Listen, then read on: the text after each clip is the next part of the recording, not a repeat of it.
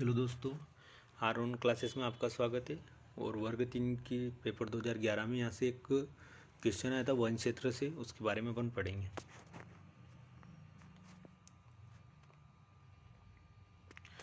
भारत का वन क्षेत्र क्या होता है कि पौधों का एक ऐसा समूह जिस पर मानव का कोई हस्तक्षेप नहीं हो। यानी पौधे का जो क्षेत्र होता है ना वन क्षेत्र, उसमें मानव ने नहीं उगाया है, ये अपने आप उगे हैं। वन क्षेत्र क्या है? तो संपूर्ण क्षेत्र जो वन विभाग में दर्ज होता है उसे वन क्षेत्र कहते हैं। जितना भी एरिया कि भाई इतने किलोमीटर का ये एरिया, ये वन क्षेत्र है। वास्तविक वन क्षेत्र, पौधे के इस क्षेत्र का घिरा हुआ भाग जो वास्तविक वन क्षेत्र कहलाता है।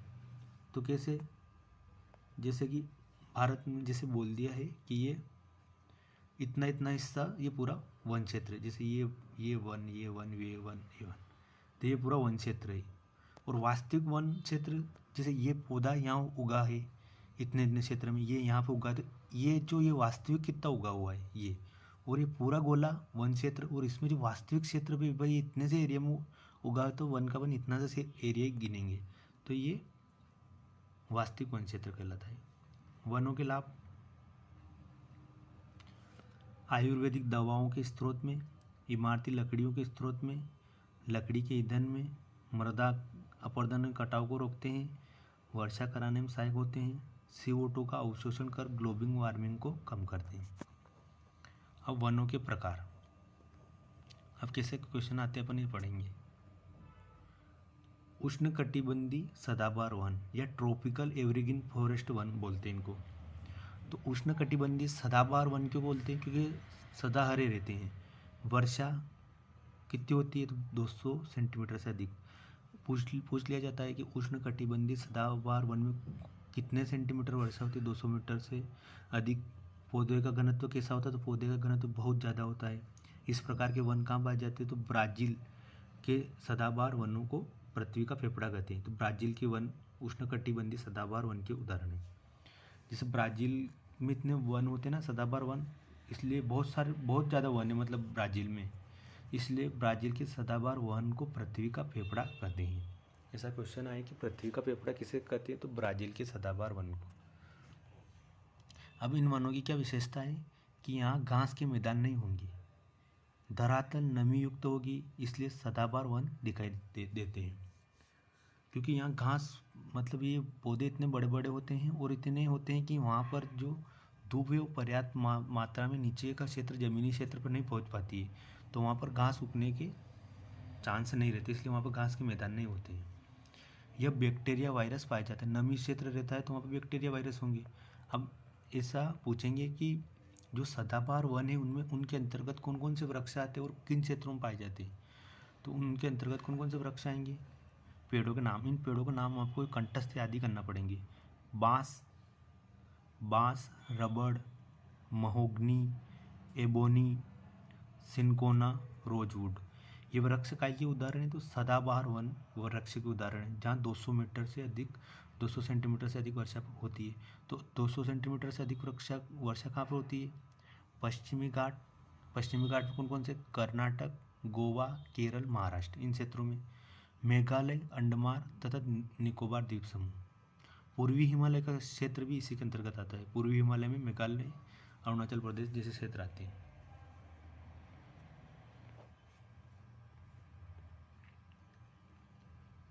अब अपन पढ़ेंगे दूसरे नंबर के वन, उष्णकटिबंधीय पर्णपाती वन। पर्णपाती मतलब अपने पत्ते गिरा देते हैं। वर्षा कितनी होती है? तो 70 से 200 सेंटीमीटर तक वर्षा होती है यहाँ पर। तापमान कैसा होता है? 25 से 30 डिग्री सेल्सियस। पौधों का घनत्व कम रहता है, जीवाणु कम होता है, घास के मैदान पाए जाते हैं। पौधों का घनत्व कम रहेगा तो ऊपर से जो प्रकाश आएगा नीचे, तो धरती को प्रकाश मिलेगा, तो वहाँ पर घास के उगने के चांस रहते हैं। अब इनके अंतर्गत कौन कौन से पौधे आते हैं, मतलब कौन कौन से पेड़ आते हैं? तो इन पेड़ों के नाम याद रखना पड़ेंगे। चंदन, शीशम, सकुआ, बेंत, बबूल, साल, सागौन, अर्जुन, इन वृक्षों के नाम याद करना ही पड़ेंगे। चंदन, शीशम, सकुआ, बेंत, अर्जुन, सागौन, साल, बबूल, ये सभी कौन से वृक्ष, कौन से उदाहरण है? तो ये उष्णकटिबंधीय पर्णपाती वृक्षों के उदाहरण हैं। अब पर्णपाती वनों को अपन 2 भागों में बांटते हैं। उष्णकटिबंधीय आर्द्र पर्णपाती वन, उष्णकटिबंधीय शुष्क पर्णपाती वन। तो उष्णकटिबंधीय आर्द्र पर्णपाती वन में वर्षा 120 से 200 सेंटीमीटर तक होती है और उष्णकटिबंधीय शुष्क पर्णपाती वन में वर्षा 70 से 100 सेंटीमीटर तक होती है। अब ऐसा पूछिए कि भारत में सबसे ज़्यादा किस प्रकार के वन पाए जाते हैं, तो अपन को लगाना है उष्णकटिबंधीय पर्णपाती वन। अगर और डिटेल में पूछे तो उष्णकटिबंधीय आर्द्र पर्णपाती वन और उष्णकटिबंधीय शुष्क पर्णपाती वन, इनके 2 पार्ट में से पूछे तो फिर अपन को लगाना है कि उष्णकटिबंधीय शुष्क पर्णपाती वन पाए जाते हैं। तो आपको समझ में आ गया होगा। पहले तो पूछेगा कि सबसे ज़्यादा कौन से वृक्ष पाए जाएंगे, तो वो दे देगा उष्णकटिबंधीय पर्णपाती वन। अगर और डिटेल में पूछेगा तो फिर अपन को बताना उष्णकटिबंधीय शुष्क पर्णपाती वन।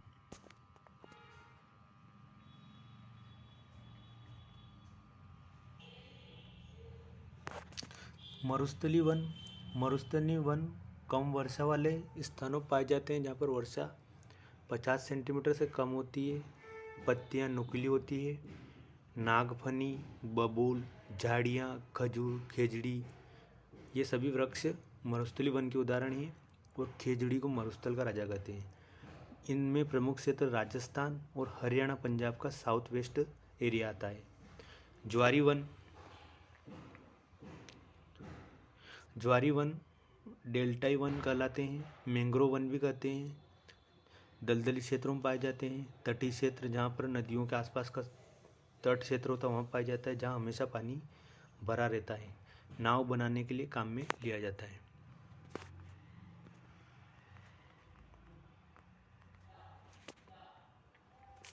नदियों का ताज़ा पानी प्लस खारे पानी से मिलता है।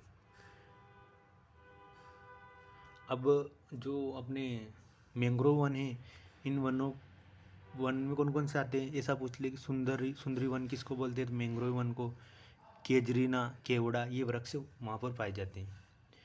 पश्चिम बंगाल का क्षेत्र, तटीय क्षेत्र और गुजरात, आंध्र प्रदेश, तमिलनाडु, इन क्षेत्रों के आसपास मैंग्रोव वन पाए जाते हैं। अब पर्वतीय वन में कौन कौन से? पर्वतीय वन, सदाबहार वन, शंकुधारी वन, अल्पाइन वन, ये पर्वतीय वनों के अंतर्गत आते हैं। और इनकी जो शंकुधारी वन होते हैं ना, इनकी लकड़ी मुलायम होती है और नग्न सीढ़ी बनाने के काम में आता है और विश्व में सबसे ज़्यादा कनाडा में पाए जाते हैं। तो ऐसा पूछे दोस्तों कि शंकुधारी वन कहाँ पर पाए जाते हैं, तो ये कनाडा में पाए जाते हैं।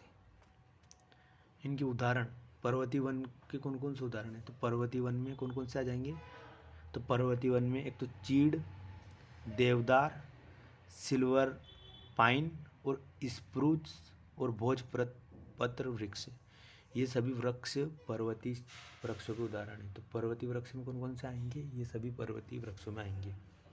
अब पर्वतीय क्षेत्र में कौन कौन से हैं, जम्मू कश्मीर, हिमाचल प्रदेश, उत्तराखंड, सिक्किम, आंध्र प्रदेश, तो ये सभी राज्य पर्वतीय क्षेत्रों के उदाहरण हैं। तो इनमें क्या क्या याद करना कि पर्वतीय वन कौन कौन से हैं, तो शंकुधारी वन, सदाबहार वन, अल्पाइन वन, ये सभी पर्वतीय के उदाहरण हैं। और पर्वतीय में कौन कौन से वृक्ष आते हैं, तो चीड़, देवदार, सिल्वर पाइन, स्प्रूस, भोज वृक्ष, ये पर्वतीय वनों के उदाहरण हैं। और कौन सा क्षेत्र आता है, तो जम्मू कश्मीर, हिमाचल प्रदेश, उत्तराखंड, सिक्किम, आंध्र प्रदेश। अब पहली वन नीति कब लागू हुई थी, 1894 में। उसके बाद फिर अगली वन नीति आई थी 1952 में। और अभी वर्तमान में कौन सी नीति चल रही है, तो 1988 वाली। तो पूछे कि पहली वन नीति कब लागू हुई, 1894 में। दूसरी वन नीति 1952 में। तीसरी वन नीति 1988 में। अब इस 1988 की वर्तमान वन नीति की क्या लक्ष्य है, तो वन क्षेत्रों को 33% बढ़ाना, पौधों और पर्यावरण का संरक्षण करना, पर्यावरण की स्थिरता को बनाए रखना, सतत विकास के अनुसार पौधों का दोहन करना, ये वन नीति 1998 के बारे में है।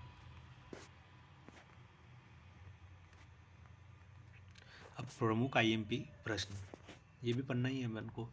वन महोत्सव का संबंध किससे है, तो वन महोत्सव के जो जन्मदाता है कौन है, तो के.एम. मुंशी वन महोत्सव के जन्मदाता हैं। चीड़ के वृक्ष, ऐसा पूछा जाए दोस्तों कि चीड़ के वृक्ष से क्या प्राप्त होता है, तो लीसा नामक पदार्थ प्राप्त होता है। चीड़ के वृक्ष से क्या प्राप्त होता है, तो लीसा नामक पदार्थ प्राप्त किया जाता है। पलाश का वृक्ष की क्या खासियत है, तो पलाश के वृक्ष के जो फूल होते हैं ना, वो बहुत आकर्षक होते हैं।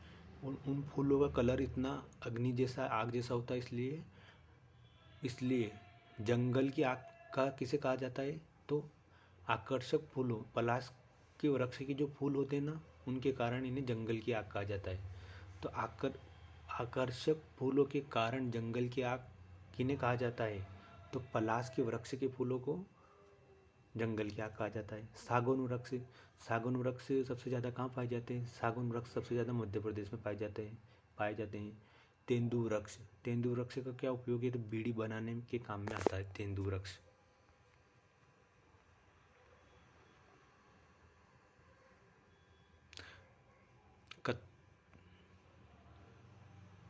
कत्ता किससे प्राप्त किया जाता है, तो खेर के वृक्ष से कत्ता प्राप्त किया जाता है, जो पान में बनाने में काम में आता है ना, तो खेर के वृक्ष से प्राप्त किया जाता है।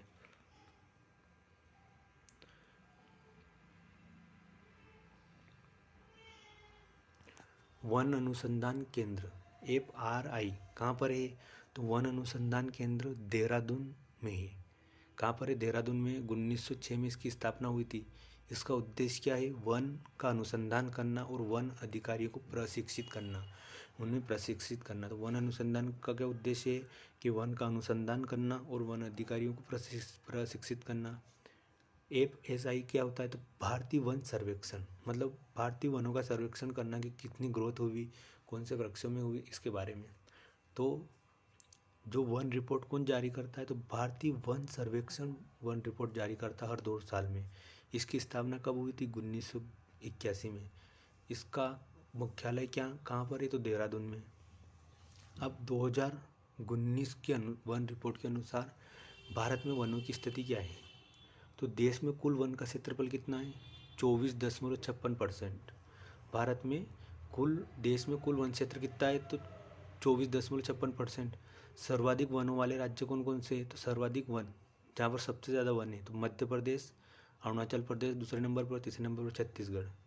अगर प्रतिशत के हिसाब से देखिए, उस एरिया में जो परसेंटेज का एरिया देखें, तो उसके हिसाब से वन कहाँ पर ज़्यादा है, मिजोरम में है 85.41%, अरुणाचल प्रदेश में 79.63% और मेघालय में है 76.33%।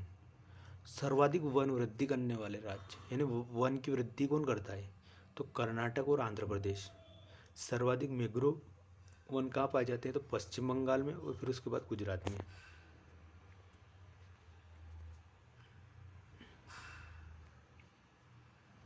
देश में कुल वन का क्षेत्रफल 24.56%। सर्वाधिक वन वाले राज्य मध्य प्रदेश, अरुणाचल प्रदेश, छत्तीसगढ़। प्रतिशतता के आधार पर मिजोरम, अरुणाचल प्रदेश, मेघालय। वन वृद्धि के हिसाब से कर्नाटक, आंध्र प्रदेश। सर्वाधिक मैंग्रोव वन वाले पश्चिम बंगाल, गुजरात। वन रिपोर्ट कौन जारी करता है, तो भारतीय वन सर्वेक्षण संस्थान देहरादून हर 2 साल में वन की रिपोर्ट जारी करता है।